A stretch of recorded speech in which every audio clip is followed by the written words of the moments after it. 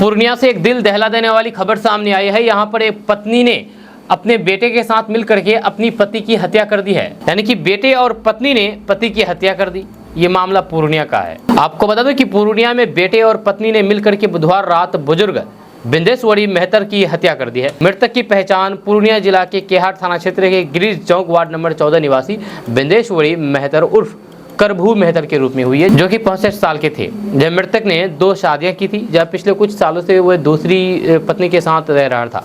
यह घटना की सूचना मिलते ही पुलिस मौके पर पहुंची और फिर सबको अपने कब्जे में लेकर के पोस्टमार्टम के लिए जुट गई है। वहीं पर वारदात के बाद से दूसरी पत्नी और बेटा घर छोड़ करके फरार है। यह घटना की जानकारी देते हुए मृतक के परिजनों ने बताया है कि बिंदेश्वरी मेहतर उर्फ करभू मेहतर ने 2 शादियां की थी। वह पहली पत्नी अनीता देवी के बजाय पिछले कुछ सालों से दूसरी पत्नी के साथ रह रहे थे। जब वे रामबाग स्थित एक निजी स्कूल में कर्मी थे, उनके खाते में काम करने के बाद उसके जो पैसे थे उस पैसे आने वाले थे। इसी को लेकर के बीते कुछ दिनों से उनका अपनी दूसरी पत्नी और फिर बेटे से विवाद हो रहा था। जब वे चाहते थे कि इन रुपयों को दोनों पत्नी के बीच बांटा जाए, तो वहीं पर दूसरी पत्नी को इस बात की चिढ़ थी। जब कल रात भी इसी को लेकर के पति पत्नी के बीच बहस हुई।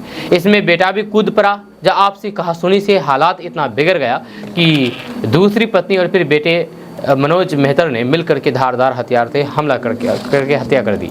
जब वहीं पर वारदात के बाद मां और फिर बेटे घर छोड़ करके फरार हो गए हैं। जब सुबह होने पर ग्रामीणों के द्वारा उन्हें घटना की सूचना मिली, जिसके बाद वे घर पर पहुंचे।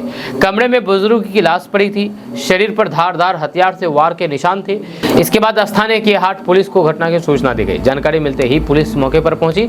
इसके बाद उनकी ओर से समूचे घटनाक्रमों को लेकर के लिखित शिकायत की गई।